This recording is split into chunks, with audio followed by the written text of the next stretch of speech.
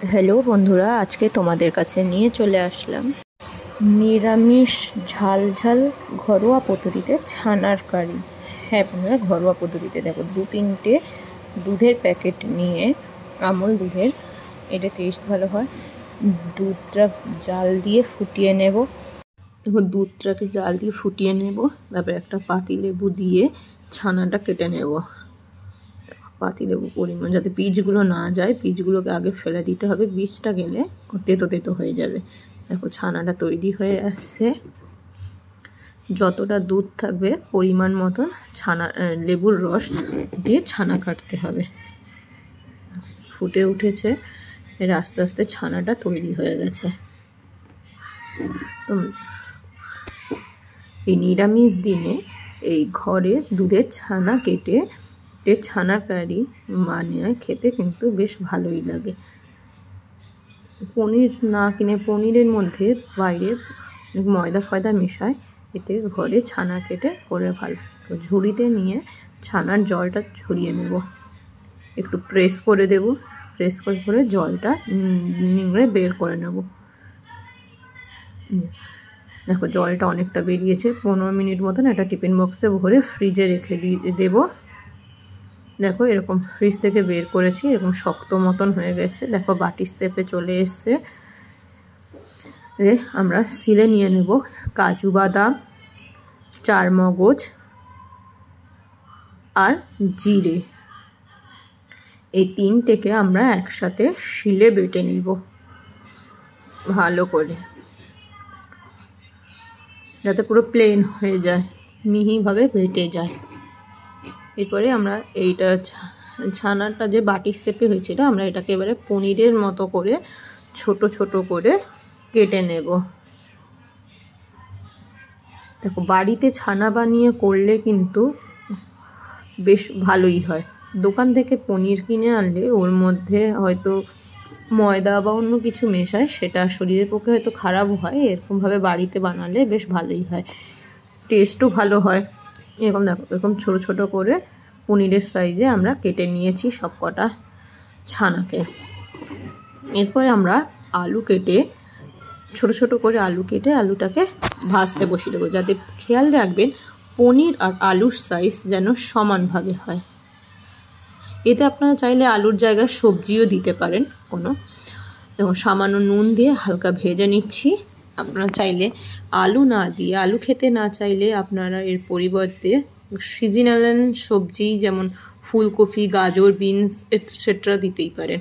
দেখুন, আলুটা ভেজে এসেছে, হালকা লাল হয়ে গেছে। এবার আমরা আলুটাকে আস্তে আস্তে তুলে নেব। আলুটা ভেজে তুলে নিয়ে কড়াইতে আবারও তেল দিয়ে একে একে পনিরের সাইজে কাটা ছানাটাকে এক এক করে দিয়ে আমরা ভেজে নেব। দেখুন, এতে কিন্তু আমরা নুন হলুদ মাখাবো না, কারণ নুনটা মাখাতে গেলে যেহেতু পনির তো এই ছানা তো হাতে হাতে ঘেঁটে চটকে যাবে, তাই জন্য হালকা, আর বেশি নাড়াচাড়া করাও যাবে না, হালকা নাড়াচাড়া করে আমরা ভেজে তুলে নেব। দেখো, তুলে নিয়েছি। এবার আবারও কড়াইতে তেল দিয়ে 1/2 চামচ মতন চিনি দেব তেলে। তেল গরম হয়ে আসলে চিনিটা হালকা নাড়াচাড়া করে নিয়ে দিয়ে দেব আমরা দুটো থেকে 3টে তেজপাতা। এটা কিন্তু নিরামিষ দিনে বেশ ভালোই লাগে। আর দিয়ে দেব একটা ছোট দারচিনি। আপনারা এটা নিরামিষ দিনে, আমিষ দিনে, উভয় দিনেই খেতে পারেন। দিয়ে দেব আমরা অল্প 1 চামচ মতন কি 1.5 চামচ মতন আদা বাটা। এটা কিন্তু বেশি ঝোল ঝোল রাখবো না, গ্রেভি গ্রেভি টাইপের রাখবো, তবে খেতে টেস্ট হবে। দিয়ে দেব আমরা টমেটো বাটা, অর্থাৎ টমেটো পিউরি। আপনারা এতে চাইলে টমেটো সস ইউজ করতে পারেন, তো আমার মতে টমেটো সসের থেকে টমেটো বাটায় বেশি টেস্ট হবে। দিয়ে দিচ্ছি স্বাদ মতন নুন। মশলা কষানোর সময় নুনটা দিলে টেস্টটাও ভালো হয়, আর মশলাটা তেলে ভাজার সময় যে ছিটকে আসে গায়ে, সেটা হবে না। এবার আমরা মশলাটা ভাজতে ভাজতে দিয়ে দেব চারমগজ, কাজু বাদাম আর জিরেটা বেটে রেখেছি। ওইটাকে মশলাটা হালকা কষে আসলে ওর মধ্যে ওই 3টে জিনিস বাটাটা দিয়ে দেব। ভালোভাবে দিয়ে ভালো করে মশলাটাকে কষিয়ে নেব। এতে আপনারা চাইলে পোস্তও ইউজ করতে পারেন। আমি কিন্তু চারমগজ, জিরে আর কাজু বাদামটাকে 3টে একসাথে বেটে মশলাটা কষিয়ে নিচ্ছি। এতেও কিন্তু টেস্ট খারাপ হবে না। এবার দিয়ে দিচ্ছি 1 চামচ মতো হলুদ গুঁড়ো, টারমারিক পাউডার দিয়ে এরপরে দিয়ে দেবো কালার হওয়ার জন্য 1 চামচ মতো কাশ্মীরি লঙ্কার গুঁড়ো। মশলাটাকে ভালো করে কষিয়ে নিচ্ছি। 1/2 চামচ মতন কাশ্মীরি লঙ্কার গুঁড়ো দিয়েছি কালার হওয়ার জন্য। এরপরে ওই চারমগজ, জিরে আর কাজু বাদামটা যে বেটে রেখেছিলাম সেই মশলার জলটা, অল্প জল দিয়ে ভালো করে মশলাটাকে আমরা কষিয়ে নেব। এক্সট্রা জলটা না দিয়ে মশলার জল দিয়ে কষালে মশলাটা টেস্ট ভালো হয়। মশলা যত কষাবেন তত কিন্তু তরকারির টেস্ট বাড়ে। দেখুন মশলাটা ভালো করে কষে আসছে, দিয়ে দেবো অল্প কাঁচা লঙ্কা বাটা। আপনারা যেরকম ঝাল খান সেই অনুযায়ী আপনারা ঝাল দেবেন, আর ঝাল যদি নাই খান তাহলে নাও দিতে পারেন, অসুবিধা নেই। মশলাটা দেখুন হালকা হালকা কষে আসছে। এরপরে আমরা এতে দিয়ে দেব ভেজে রাখা আলুটা দিয়ে ভাজা আলুটাকে মশলার সাথে ভালো করে কষিয়ে নিতে হবে। দেখুন ভালো করে নাড়াচাড়া করতে হবে বারবার, কারণ চারমগজ আর কাজু বাদাম বাটা আছে, কড়াতে ধরে যেতে পারে, আর ধরে গেলে মশলাটা পুড়ে গেলে টেস্ট হবে না কিন্তু। দেখুন আবারও বাটিতে বাকি যে মশলার জলটা ছিল সেটা পুরোটা দিয়ে ভালো করে কষিয়ে নেব। দেখুন ভালো করে নাড়াচাড়া করে কষিয়ে নিয়ে দেখুন গ্রেভিটা হালকা হালকা তৈরি হচ্ছে। এবার ভালো করে কষাতে হবে, যতক্ষণ না মশলা থেকে তেল ছাড়ছে ততক্ষণ কষাতে হবে। 5-6টা মতন ছোটো এলাচকে থেতো করে ওর মধ্যে দিয়ে দেব। ছোটো এলাচ দিয়ে আবারও ভালো করে কষাতে থাকবো। দেখুন জলটা মরে গেছে বা শুকিয়ে গেছে। এবার আস্তে আস্তে মশলাটা ভাজতে থাকছে।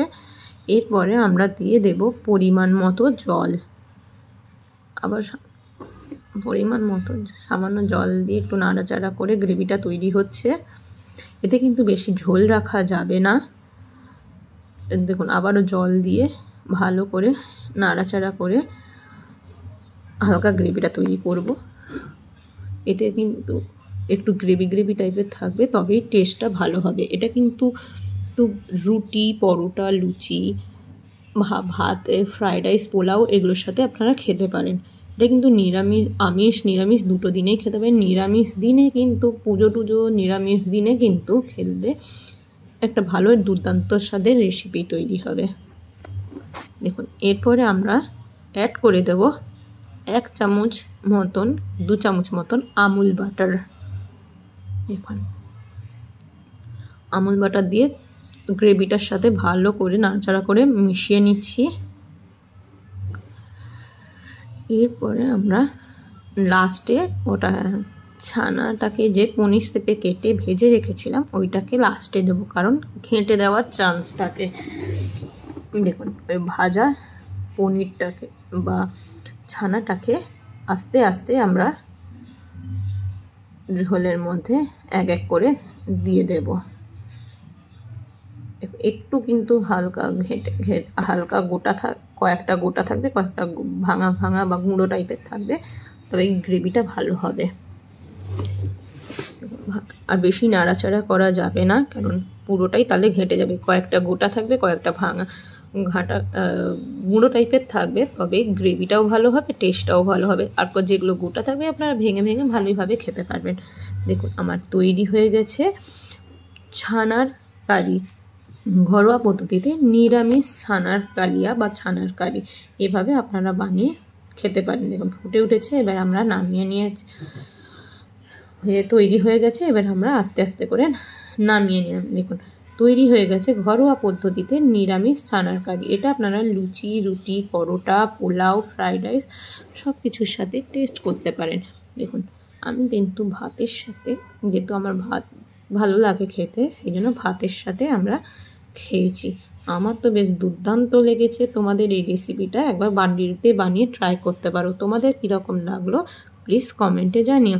আর like, comment, share and subscribe করতে কিন্তু ভুলো না। আজকের মতো এখানেই, টাটা, বাই বাই। তোমাদের কেমন লাগলো ভিডিওটা প্লিজ কমেন্টে জানিও। আর সাবস্ক্রাইব, বাই বাই আজকের মতো।